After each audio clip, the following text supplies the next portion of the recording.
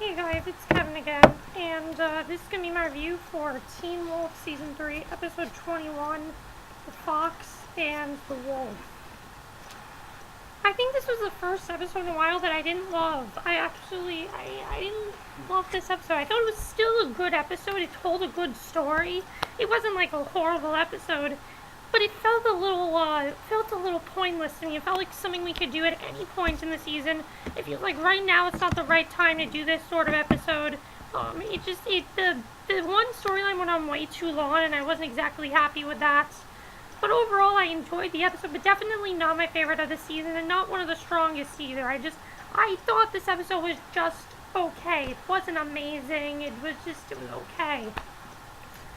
So let's just get to it, because I thought it was still a good one. Don't get me wrong, it was still a good one. It wasn't as good as I would have wanted it to be. So the show opens right away with a flashback to 1943. There's this soldier who asks his friend what gets broken without being held, and the answer is a promise. And then he asks what has teeth but doesn't bite. The answer is a comb. And then he asks what has a neck but no head, a bottle. And so the soldiers are unloading bodies, throwing them into graves. A bandaged man, the Nigutsune, rises out from a pile of bodies and proceeds to kill the two soldiers. So then we see Mr. Yukimura in his classroom. He hears the buzzing of a fly, smashes it with a book. Styles comes in and asks him where she's hiding them. He asks for the little knives, a physical representation of Mrs. Yukimura's nine tails. Styles says the older the tail, the stronger the uni, am I right? Styles orders the fly that was smashed under the book to invade Mr. Yukimura. It flies down his throat. They always talk, the Nigutsune says. So then Scott shows Kira the picture of a woman that looks just like her. Scott and Kira arrive at the school after getting a distress call from Mr. Yukimura. Mrs. Yukimura is also there. Kira hands her father some magic mushrooms that cause him to throw up the cursed fly.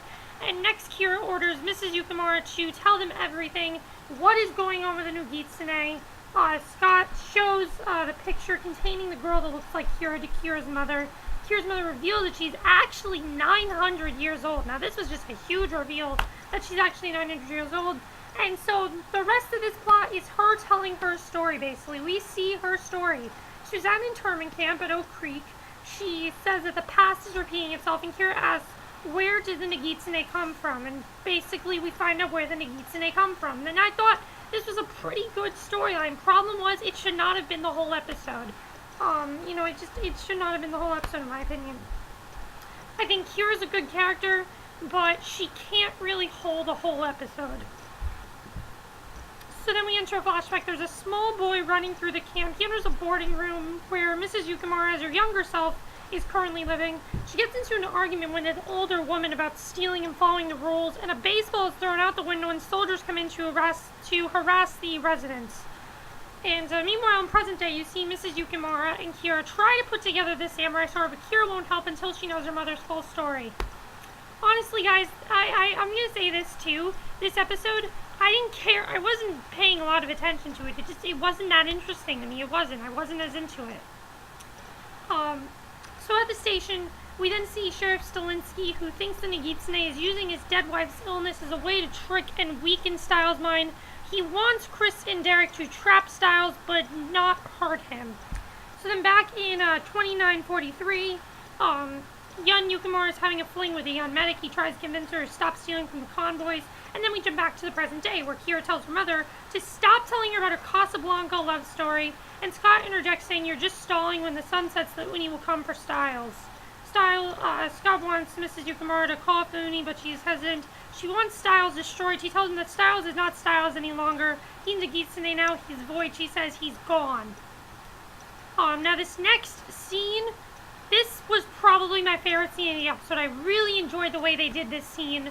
It was just a very good scene, in my opinion. I mean, we're having all these flashback scenes. This was a nice way. I mean, the episode without the flashbacks was kind of just a change of pace. It wasn't as intense. The flashbacks were intense, but minus the flashbacks, there wasn't else much going on. It was kind of just gearing up for what is to come of this show.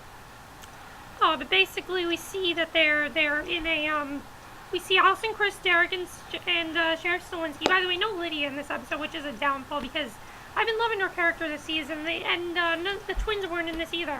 No twins, no Lydia, just I'm not happy with that. They gather all their non-lethal trapping gear. They split up. They're worried about their plan. They think the Nigutsune is just anticipating their next move. We try to outfox the fox, Chris adds. There's a scene here that I'll get to in a second that's really, really good with Allison. I'll talk about that in a second, though, not just yet. Because then Mrs. Yukimura continues to talk about her love, who was about to be relocated to South Africa in a few weeks. So then we return to a flashback, and young Yukimura and the medic kiss. Someone pulls up in a car. They eavesdrop on soldiers and the doctor who's being paid off. And in present day, Mrs. Yukimura actually cuts herself on one of the samurai sword shards. She heals instantly one of the Kitsune's talents. So back in the flashback, everyone is dying of pneumonia at this point, except for young Yukimura. Now this is where I really started to enjoy this episode. Was when we got to this right here, because it got really good after this. Except for young Yukimura, because Kitsune never gets sick, never gets ill. The young medic says that there's not enough medicine to help everyone in the camp. But young Yukimura is certain that she saw more medicine on the trucks when she stole the goods at a previous time. And in present day, Mrs. Yukimura tells Scott and Kira that the doctor at the camp was selling the rest of the medicine on the black market. The other reason I didn't like this episode, guys, is because this is the second flashback episode we've gotten. And, it was not like the one where we learned more about Derek and Deucalion. That one was completely different. That one was made for us to basically see what's going on with them, things like that. This really was just us finding out how the Kitsune was created. It was interesting, but it didn't have to be the whole episode. So then in present day, Mrs. Yukimura tells Scott and Kira that the doctor of the camp was selling the rest of the medicine in the black market. So then back in the flashback, young Yukimura and her friends, they begin to incite a riot. They want medicine. They want the doctor dead. So then Mrs. Yukimura in the present confesses that she actually tried to get the riot to stop, but nothing she did helped the matter. She never seen anger and hate this intense before. The old woman with whom young Yukimura chatted with earlier turned out to be a werewolf, and she throws a Molotov cocktail on young Yukimura's love. Turns out that this old woman was actually trying very hard to suppress her werewolf side, but when provoked anger can take over, she went into a fitted rage. And this next scene, though, so that was what was going on there. Now, this scene I really love, because we were getting all these flashback scenes, but I really liked that we did get to see Allison shine in this scene. It was really cool to see. We see Allison and Sheriff Stilinski. They're in an elevator in the hospital, and Allison starts to break down. She's very terrified of how she is. Because let's think about it. She's possibly lost Isaac. Isaac is in a coma. We haven't heard anything from Isaac in a very long time. I think the last episode was like episode 18. We haven't heard anything from him since then. So we don't know what's happening to Isaac. We don't know if Isaac, what's going to happen to Isaac, and Isaac is going to be okay. Things like that. We don't know what happened to Isaac. So she's worried about that. She's always terrified, though, and never feel it. She does explain that she's never terrified. She's always terrified. She's never fearless. Despite the face that she's constantly wearing. She's worried for Isaac's health. She's not sure if they can trust Derek. That's another thing. She's not really sure if they can trust Derek, because as we know, Derek wants to turn Styles into a werewolf. But the question is it gonna, hurt Styles? She's worried about that as well. She's also not sure what her father's thinking. She worries about everything. She breaks down, buries herself in Sheriff Stilinski's shoulder. Now, this scene, Crystal Reed gave a really great performance here. I think this was probably my favorite scene of the episode, because we've seen Allison this season, but we really haven't gotten to see this more vulnerable side of her. We kind of just see her as a character that we don't really like. But now I sympathize with her here. She's going through a lot of shit in her life. She really is. On one hand, her potential boyfriend is in a coma. She doesn't know what's happening with him. She doesn't know if she can trust Derek. She doesn't even know what her father thinks of her. She just doesn't know who to trust. She's terrified. And so then they get an alert that someone has broken into his house. The security camera appears on Sheriff Stilinski's phone, and Styles is sitting in his room, and he waves at the camera creepily. Now, here is where it started to get really good. But, of course, we had to continue the flashbacks. That's the problem with this episode. I wish the flashback could have just lasted for 5 seconds and then focused on the Styles stuff. I'm guessing next week we're going to get a lot more of that, but, if the last few episodes of the season continue to be like this, I don't know. I don't know if I'll be as into it, because I was really into it, and this episode kind of lost me. So then we're now in 1943. The ride continues. Yun Yukimura is shot. She falls to the ground alongside everything else. And so present day, Mrs. Yukimura, she works to restore the blade, says that she was shot many times. She says she fought every bullet, but her healing power was walking slowly. And she was thought to be dead and put in the truck beside all the bodies. Her lover died, all bandaged up and burned, thrown into the car alongside her. So Mrs. Yukimura says that she wanted the prisoners of the camp and the soldiers to pay for what they'd done. She then reveals what she did. Being too weak in her current state, she called upon her ancestors for a dark spirit, a Nigutsune, to inhabit her body and fill her with strength so she could exact revenge on the evil people controlling the camp. But as she says, the Nigutsune inhabited the body of Rise instead. The fox, a trickster spirit, has a cruel sense of humor. As this dark spirit escaped, her body began to heal, so she got away. She said that the dark spirit brought more strife and chaos than one could have ever imagined. So in 1943, we see Yun Yukimura. She shows up at Aiken House, only to find the aftermath of the Nigutsune. Countless bodies litter the grounds of the asylum. She battles the Nigutsune, ultimately destroying him with a blade that they're currently trying to reassemble in the present day. So this is pretty much how the Nigutsune entered her. She got it to enter her, and now she's kind of the one to blame here. I kind of like this I like about the episode. I kind of like that we don't really know if we should trust Mrs. Yukimura now. So present day, she is there in order to restore the blade, which was shattered after stabbing the Nigutsune. They need a strong bolt of lightning. She said that she can't do because she's not a Thunder Kitsune.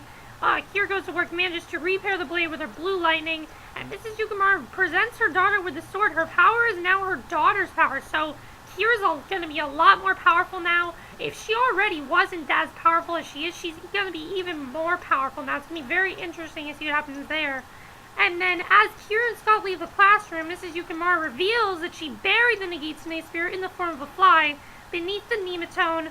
She also reveals it was the children's sacrifice, the ritual they did last season, that freed the demon spirit. So that's how all of this started. Remember that whole thing with them having that aftermath?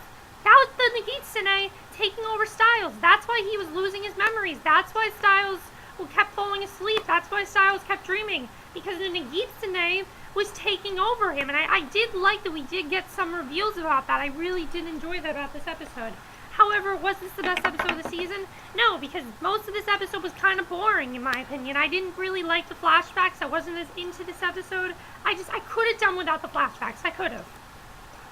One or two, fine, but not the whole episode. I wasn't as into it. And I didn't think that they could carry a whole episode. I wasn't as into this episode. It's nothing against the writing in this episode. It's just I really was not into it as much. But however, I did really like that now we know that the ritual they did last season, that's what freed the demon spirit. I think that's really amazing. So then before the episode ends, we then see Sheriff Stilinski arrive at Derek's loft, and Styles is currently waiting for him, and he says, "Hi, Dad," in a very, creepy way. And that was the way to end the episode. So again, was this a terrible, terrible episode? No, it was not a terrible, terrible episode. It was a good episode in my opinion. It was a good episode. Was it my favorite episode of the season? Hell no, definitely. There are a lot stronger episodes this season, and this was definitely not one of them. This is one of the weaker entries of the season, and it's gonna be interesting to see what happens here. What I did really like, as I said, the thing that I really loved, as I said, was I really loved that we kind of figure out why the Nigutsune entered. I really liked that whole thing.